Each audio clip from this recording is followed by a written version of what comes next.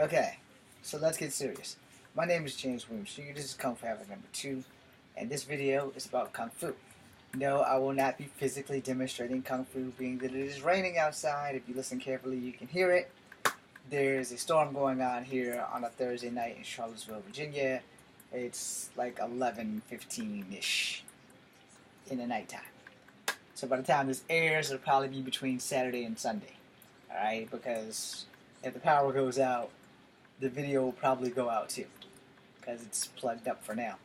Anyway, so this video, subject content, is about Kung Fu. Well, let me rephrase it. It's about real martial arts versus movie martial arts. That makes sense? If it doesn't, let me clarify. What you can do in the movies, you can't always do in the streets. As a person who was a 6-year-old street fighter to the age of 12, and in between that, I learned martial arts from 7 until this day. I'm still working on that. And as an independent filmmaker, I'm the best guy for this job of telling you what you can and can't do, because I've used certain martial arts in actual combat versus when I make films, which is why I use certain martial arts in the films that I've never done in combat, because of the fact that the fear of successfully pulling it off is one thing. Successfully pulling it off in an actual combat scenario is a whole nother level of oh crap. Now I say it like that because I've never used a tornado kick in an actual fight. Sparring, springing off walls, things like that, I've used the tornado kick, springing off walls. I've done a Captain America thing in sparring matches and I've won. Would I recommend you do them on the streets? Hell no. But the only reason I tried it was because this guy was a black belt. And we were sparring in high school. Shout out to him. And we were going at it pretty good. And I could hold my own against a black belt. I'm not a black belt. But I'm a great fighter. Alright? And I adapt very well. As I progressed through my martial arts from the age of 7 to 15, I could never really do the test for black belts because I was taught in a different light versus a traditional manner of martial arts.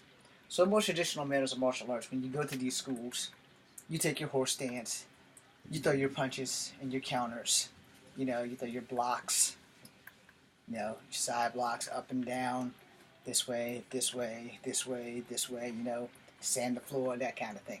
Alright. I wasn't taught that. I was taught don't get hit, and I'm going to kick you in the face. So either get the hell out the way or take the hit. I was taught I'm going to punch you.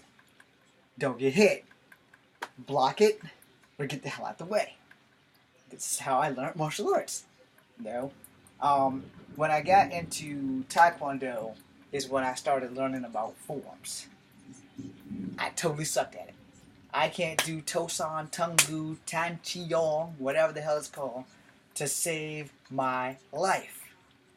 But when we had sparring matches, I often pissed Mr. Ennis off because I could fight.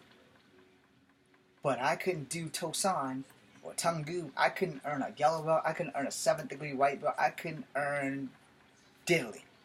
So one of the forms that I keep mentioning, Tosan, and I keep mentioning it because we switched from Taekwondo to Naharate, which is like a Japanese form of Taekwondo. At least that's what he told me before he committed seppuku. But anyway, it has something to do with you taking a step back in an ice cream scoop. And that was the only thing I could really remember was the back step ice cream scoop.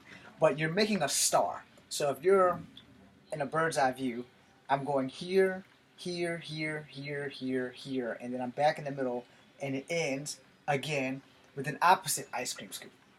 Now, I couldn't do any of that. But we had freestyle sparring on Fridays.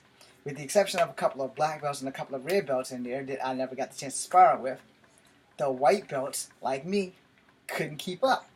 They couldn't do the things I could do. The green belts couldn't do the things that I could do.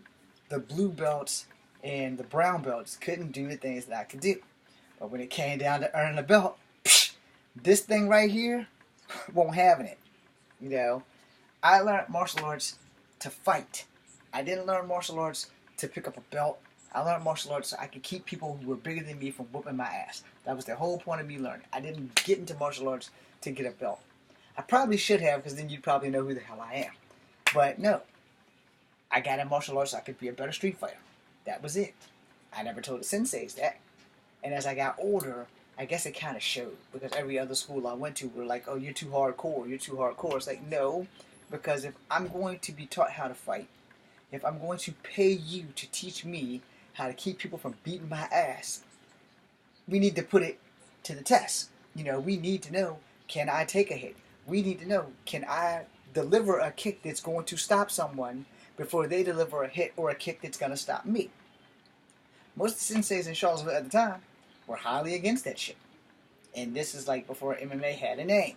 MMA's probably always had a name, it just didn't reach my brain capacity. I've always only knew 3 countries of martial arts, and those 3 countries was China, Japan, and Korea. I didn't know other countries had martial arts until I started learning a little bit of capoeira and lambada, which is the same thing, just different, made by 2 slave cultures. Brazil for capoeira, lambada from Jamaica. Okay, you got that? I didn't know the Philippines had a martial art. When I was taking Kempo, I'm not sure if it was Japanese or Korean, because Korean does have Kempo. Japanese has Okinawa Kempo, which is what I was taught, but Korea also has Kempo. You see the clusterfuck that I'm building here? Okay, so when I was learning Kempo, I learned about pressure points, and I only had maybe 5 lessons. They were free, so I took them, and I learned about the 365 pressure points. I learned how to stop a headache, that mystical, magical crap that they teach you. And then I watched a lot of Just Beekman, which made me do more research into Kempo. And then I couldn't find any teachers that I could afford, and then I couldn't find any Kempo teachers within driving distance, and then I just couldn't find any Kempo teachers in Charlottesville at all. But what I was taught, I just practiced that shit. Then I learned about how to absorb pain. So I started pressing on my pressure points so that I built up a tolerance so that no one else could use Kempo against me. If that doesn't make sense, then you have no idea about the art of war. Go read the book. Anyway, you won't find much of that in there, but the art of war is really simple. If you can beat your warrior's skills, you can beat your warrior. That's pretty much the gist of that. It doesn't take a smart person to learn martial arts. It takes a smart person to use martial arts. Alright? When you're learning martial arts and you're just starting off, you're going to be rough around the edges. You're going to be like Colt from 3 Ninjas. You're going to have that fire and that desire, but you're not going to have the skill and the technique to do things. As you watch 3 Ninjas kick back, you'll see Colt picked up skills really quick when he lost to a girl. Okay, shout out to that whole damn thing, because that was like an awesome one until they started making him younger. Anyway, moving on from that. As a filmmaker, and an independent filmmaker at that, you guys can go to my Kung Fu Havoc 1 channel and see some of the shit that I've done. Because apparently at this moment Kung Fu Havoc 2 doesn't have anything of mine on it, and I intend on changing that as soon as possible. I'm going to put everything I've ever done, from Fallen Dragons, Dragon's Breath if I can find it, Guardians of the Earth. I'm pretty sure I can't get Path of Ascension, but if I can find it and put it up there, then I will, because that was the lead into Guardians of the Earth, which 10 years ago, had it not get stolen, you guys would know who the hell I am. Alright, I've been going at this stuff since the year 2000. And it is now 2019, and I have had absolutely no luck. But I can be honest, and I can teach you what you can use in the streets and what you can use in film.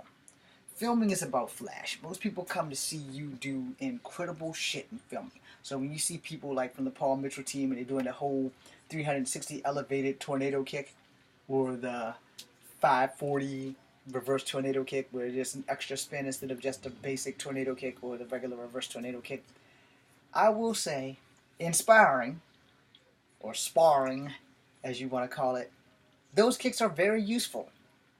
If your sparring partner is nice and decent and they don't hit you in your testicles when you are off the ground. In a real fight, those kicks are not realistically used, because if you miss, someone's going to sleep.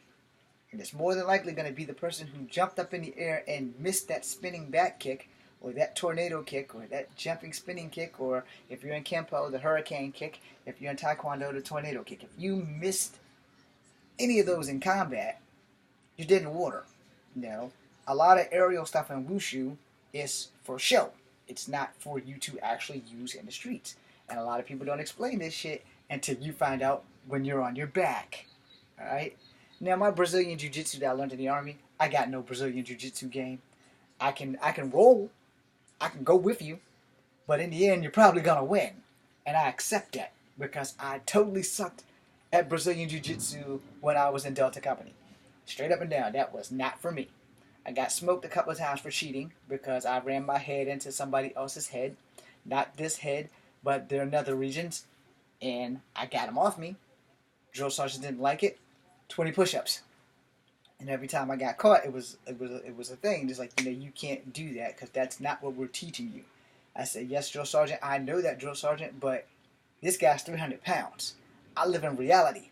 I can't move him off me no matter how many times I try to roll him with the C-clamp and use my legs and twist my waist. He still has a death grip on my lapel, and I can't get out.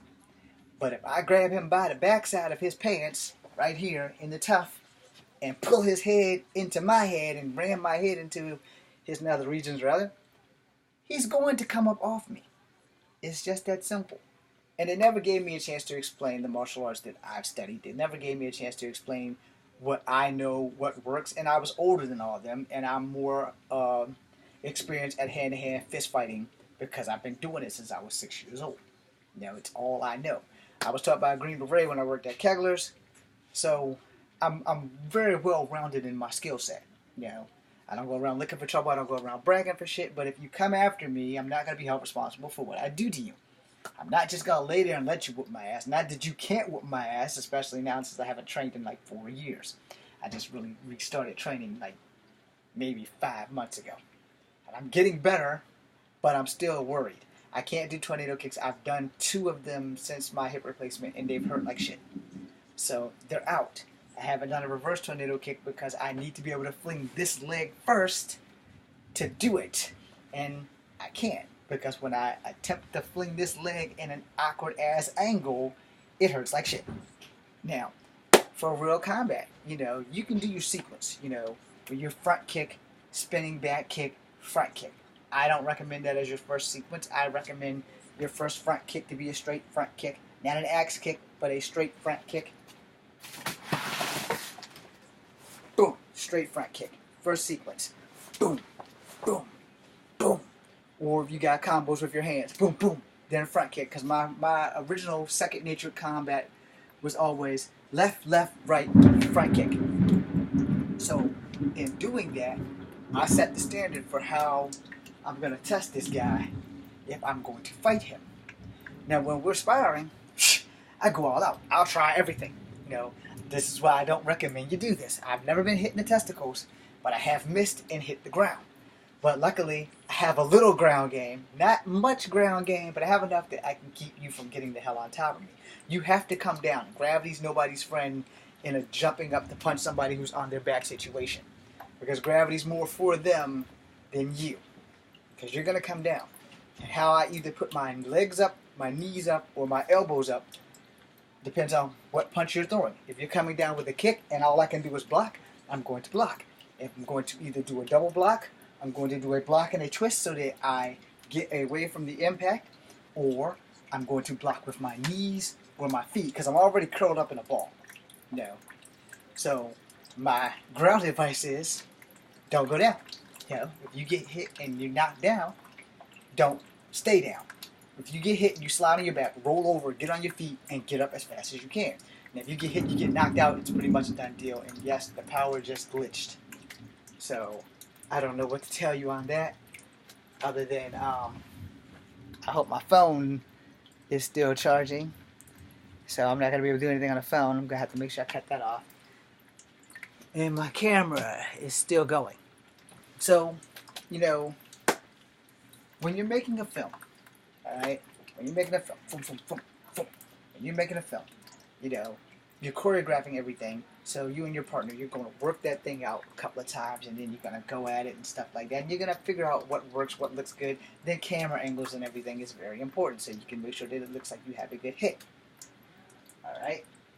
Now, in the event that looks awesome, it'll bring in the crowd. So when you're seeing certain kicks from Van Damme or Seagal and stuff, and it's repeated and cut, and it's just one damn kick from different angles, yes, that's how that works. So people will be like, damn, you remember that time that Van Damme did this? He jumped up in the air, he spun around, and he did that kick? with both his legs gapped wide open, and he's like, bow, bow.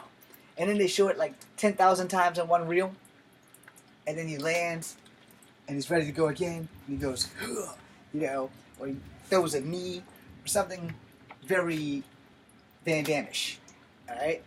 And so, when you watch these movies, if you're not a martial artist, you don't really know the technique that they're using. You don't know what you're seeing. But what you are seeing as the audience, you're seeing something that's super flashy. It's like boom, boom, boom, boom. You know, and that's what you came to see. That's what you paid your $17.95 for. You know, you come in and you see the snake. Okay? So that was pretty fast. Let me slow it down. Boom, boom, boom, boom. So it's like 7 punches. Okay? Now you want to see me doing Tiger. So my hands are wrong for one. But Tiger's here. Dragon's here. So you see me doing Tiger. Boom. Okay? So you see me doing Tiger. You see me doing Snake. Crane. Mantis. Now, I don't have a belt in any of those. But I've learned enough of them on how to adapt and mix and match those styles. Now, if you ask me to do Form 1 from Mantis, here you go. First block. Guess what? That's not Form 1. That's just the Mantis that I was showed. I don't know what Form 1 is, but I know how to strike. So I can turn a snake and a crane into a mantis. I can utilize that into a Kempo strike and strike you where there is a joint or an indention to do damage. Now, if we're making a movie, you're going to oversell the pain, so you're going to be hurt. In real life, you're not going to oversell the pain because you're going to be jacked on adrenaline, and you probably won't feel that shit till tomorrow. But the problem is, here's how real fights work. I'm going to throw a punch, and you're going to receive it. If you have good recovery time, the fight's going to go on. If you have bad recovery time, you're going to sleep, I'm going to be in victory, and I'm going to fuck home. The same could go on the other side. I might not have good recovery time. I might have a glass jaw. Boom! I'm going to fuck to sleep. You know, that's how this works. The thing about fighting is that there's one trick that every fighter must know. It doesn't matter if you have a black belt. It doesn't matter if you are a gratefully skilled fighter. What matters is that first contact blow is a make or break it hit. If you're fighting a guy who's super tough and you hit him with everything you got, you've just thrown your whole fight out the window. Alright? And as I tell people that ask me if I will teach them or whatever, I'll tell them the same thing I'm telling you. When you're first fighting, if you're sparring, you're going to tap and you're going to feel each other out. Alright?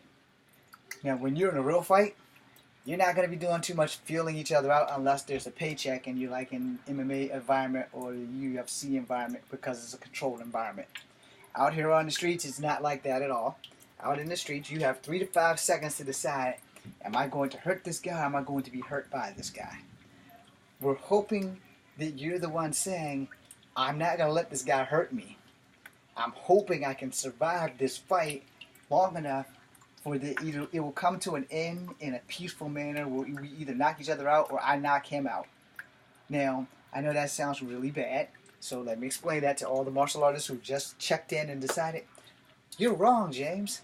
And I'm going to tell you this. When I first started going to the inner stairway, it was downtown in Charlottesville, right smack in the middle of downtown. And I went to Mr. Ennis. And Mr. Ennis would ask me, why am I taking this martial art? What is my belt rank? And why would you like to take Taekwondo? And I told him, first, I don't have a belt rank. Second, I'm taking martial arts so that I can understand how certain martial art works. Third, I've never heard of Taekwondo. I know that it is Korean, but I've never been to a Taekwondo school, and I want to see how this works. I want to see if it works as well as karate or kung fu, because it was like the first time I've ever heard of a Korean type martial art, because at the time I knew Korea had a martial art, I just didn't know what it was. So I don't know why that didn't stay muted. So I started learning Taekwondo and then I started learning the Harate. Now Harate was supposed to be easier, but it wasn't because the forms was twice as hard. And the Harate, I guess, is his own version of Taekwondo, but based in a Japanese style because he spent most of his life in Japan, and though he was a Gwailo, he was basically Japan at heart. So we're learning all this stuff and ice cream scoops and shit, and I'm just sitting there and I'm like, I can't get it. Never say I can't. 10 push-ups. So I'm rocking out push-ups. Get back in line. I can't do it. 10 push-ups. And I knew that I couldn't do it. I knew up here, and my body knew that this whole Tungu Tosan thing wasn't working. It just wasn't working. And some people cannot learn forms. This is your reality of martial arts, which is why if I ever open up a dojo, formlessness is the way to go. I'm only going to teach you what you need to know, and I'm only going to teach you what you know your body can do. Now, I know you're thinking, that's not how martial art works. You know why it's not how martial arts work? Because it's all about those damn Benjamins. Okay? It's all about that money. If you know your body physically can't do something, but your sensei does not reach out to see how we can either correct that or teach you how to adapt to your body, they should not be calling themselves a sensei. Alright? Let me explain that. I just had a hip replacement. The doctors told me no more wushu. Because a lot of hard landings on wushu, because I'm right-handed and right-legged mostly, I land on this leg. This is the leg that had a hip replacement. That shit's out. They straight told me no tornado kicks, no butterfly kicks, no flashy, fancy, smancy stuff. Alright? So they just knocked out half my arsenal. So, making movies, I'm going to have a difficult-ass challenge if the director says, can you do a butterfly kick? And the only way I'm going to say yes is, are you going to have a doctor on set for when I throw this fucking hip out of place? Because other than that, the answer is no. And this hip needs to be replaced also, so I have to be super careful at what I do. Now, my butterfly kick with my left leg used to be great. Just like my tornado kick with my left leg. Both of those were like my two best left-legged kicks. And my reverse tornado kick with my right leg was good. Now that I am not allowed to do that, I have to adapt. I have to go back to basics. Which is why I tell people, if you're going to get into a real fight, basic punch and kicks and grabs and locks work. That fancy smancy tornado kicks and flash, it's great in a controlled environment. It's great if you can nail that shit, knock yourself out. But if you miss, you must know that there's consequences that happen in fights when you miss. If you miss and the guy's in striking distance, you're going to sleep, unless you have a good recovery time. If you watch some of these videos on YouTube, and you see how these guys are padded up and they're doing all the tornado kicks and shit like that, there's a reason for that. They're padded up. Alright? In a real fight, you're not wearing pads, you're not taking off your shoes, you're out there in the streets and you're about to rumble. It's just that simple. You're about to rumble. You got nowhere to go but through that person who's trying to hurt you. And a lot of teachers don't invest in you using this shit in the streets, which was another problem that Mr. Ennis and I had when he asked me, did I choose to do Taekwondo as a means of being a better street fighter? And at the time, my answer was, hell no. However, I also said to him, pure and honestly, because there was maybe 3 black people in the entire school at all in the dojo. And each of us was in different classes, except for me and one guy. And he was a red belt at the school. That's for him. When we go home, we have to go through the neighborhoods where people want to beat our asses for the sake of just having something to do. When all of the white people go home, most of them did not go home to my neighborhood. They went home to picket fences. And I'm sorry if that sounds racist, I'm just telling the truth. The 3 black people in the class, me, the sensei, and who became a black belt before I stopped going there, and the other black guy, he was like way behind us. So I don't know his whole schedule. I only seen him like maybe 2 or 3 times. But the black guy with the red belt who became a black belt, I seen him every time I went to class. Yeah, we were basically in the same class. And the kid that I went to high school with, his name starts with an S. I'm gonna give you that. I'm not gonna give you his whole name. And he was a black belt within 2 years of taking the class. And I seen what he could do, and I was frankly quite scared of him because he was tall, he was lanky, and he had a spinning hook kick that was out this world. I seen him bust a kid's nose. He didn't do it on purpose, but he busted a kid's nose. And I said to him that I would never spar with him because he was a black belt. And he asked me why. I said, because I have to kill you. And he's like, what? I said, I will have to kill you because you are a black belt and your control factor is not something that I'm trying to spar against. He's like, why is that? I said, because of the simple fact, you didn't mean to bust this dude's nose. If I see blood, my own blood, I'm going to forget where I am and I'm going to have to kill you. Because that street fighting mentality that I had for so long, I've never been hurt in a martial art match. I've never bled in a martial art match. I've never bled in a street fight. I know for a fact that if he busts my nose, and I'm just going to go straight on the warpath. I'm not going to think twice about it. Black belt's not going to mean nothing to me. And I told him, I watched how good you spar, and I don't want no piece of that. He's like, are you scared? I say, I'm scared of what I'm going to have to do to you. He laughed that crap off. The problem was, here's reality. If you get a black belt in 2 years of training, you're not a black belt. You're a black belt in that school. That's great. And I'm not knocking the guy. You know, he was good. He was great. But I never seen him in a real fight. He's never seen me in a real fight. I couldn't earn belts to save my life. I couldn't do forms, but when we had sparring matches, he was never there to watch me spar. I sparred with one kid. In fact, it was the same kid whose nose he busted open. And since I was brand new to the school, I wasn't going to leap into something that I couldn't get out of, and I had an attitude problem.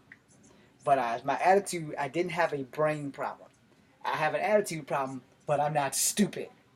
I don't go biting off more than I can chew. You know, which goes back to, in reality, I didn't think I was ready for him. But on the flip side of that, in every fight I've been in, I was never really ready for them.